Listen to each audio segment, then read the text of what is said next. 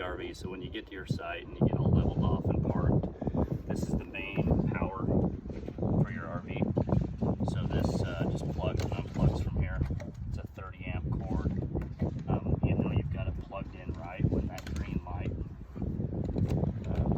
it's either green or blue, turns on. Right now we have it hooked up to the house, but I'm going to show you how to hook it up to the RV park. So this here is a surge protector, absolute must that you have this plugged in. It'll plug in on the end right here. And then it'll plug right into there. And then this plugs into your RV park power supply. Again, this just, if there's a lightning strike or a surge, it'll blow everything out of the RV if this isn't hooked up, and that's very, very expensive. This plug right here, I'm going to give you this green extension cord. When you're at your house, just plug this into your house, and that'll give you 110 power to the RV. It will run the ACs, but please don't run the ACs unless the generator's on or it's hooked into the RV park. It'll blow out the compressor. And that's how you plug it in. There is if your RV park is 50 amp only, this is a converter that plugs into the RV park, and then you plug the RV in there and the surge protector. So as long as that surge protector is between the RV post and the RV, it's protected. Alright, this converter here just has some things to help you out. If you don't want to use the auto level, I have these blocks that are like Legos that you can put behind the tires and pull up on it to level it out. I'll show you how to use the level, the manual level, to see if the RV is level inside. Alright, now we will move on to the fun part, the sewage. There's also, before I move on, there's also a coax here if you have a cable hookup with the RV park. That coaxial just goes into this thing right here. Alright. If you're parked out at the RV site for a few days, you're going to want this. This will go right here. And now if your sewage outlet is behind you, of course it'll go the other way. But you simply unhook this thing. This is just an orange handle.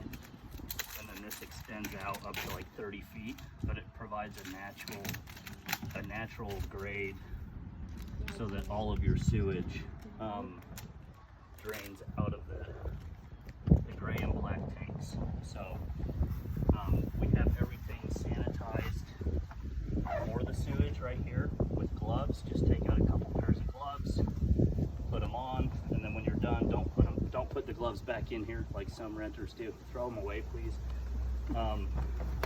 Again, this is a sanitized compartment that has all the sewage hoses in it. So when you come in here close on the sewage pipe, you know, this thing when you're driving needs to be shut like this.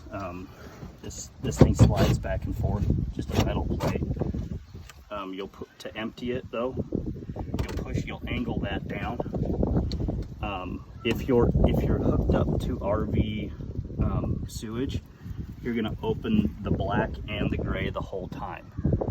That's what releases the black tank and the gray tank. Black is your toilet, gray is shower and every other water source. If you're not hooked up, if you just want to empty the sewage every couple days, I would actually recommend that. It's a lot easier to keep it clean. And I'll show you how to do that on the inside. But when you're doing it, if you do decide to only empty it once or twice while you're gone, you'll hook up the hoses, and I'll show you how to do that. But the first thing you're going to want to release is the black with all the debris, and then the gray. And the gray is a little bit bigger tank. There will be more water in there, so it'll force all the poop and all the other debris out really quickly. So black all the way out, then gray. If you're hooked up full time, just leave both open. Make sure that after you unhook, these two go all the way back to their starting position. This cap, of course, comes off, right? I'll show you a little bit about the tubes that hook up to it. So first you have this clear piece. That clear piece goes to the ground, and then there's two big long hoses that connect to that clear piece. When you open the hoses, there's caps. So every hose is capped. That helps us keep them nice and tight in here. Make sure you take those caps off before you hook up, or else everything will build up at those caps. But like I said, you take that cap off, you'll take this piece, hook it in. If you need a second piece, there's a second piece for length, and then you put this in at the end where it goes into the ground. And that's the sewage piece. Please, if you're having questions or anything when you're doing that, that's one of the more complex and parts of it, just give me a call. And then this is where we store all the hoses. So there's a propane hose if you decide to bring a propane tank. I'll show you where the quick hookup is for this, so you don't have to bring the little tiny Coleman tanks. Here's your water hose. This is a potable water drinking hose. It's only used for drinking water. This goes right here in the city water connection. Right here, you put the 45-degree angle on there. It just creates a lower pressure, so it's really not so hard on the plumbing fixtures. And in this part, I've got a regulator on the end, which keeps all the debris out of the RV plumbing system. So real quickly, I'll show you on the other side of the RV how to do the tank, the water tank over here. As we go back though, you see the ladder. There's no reason to go up here. Don't go up there for any reason. Kids, stay off. This is where like 90% of injuries happen, is people trying to climb up here. It gets real slippery, and there's just no reason to go up there. This is the water hookup. It's a gravity feed, so you'll hook your, if you need to do it, you'll take this angled regulator off, and you'll put the white hose in here, and I'll show you where to watch the levels of the water.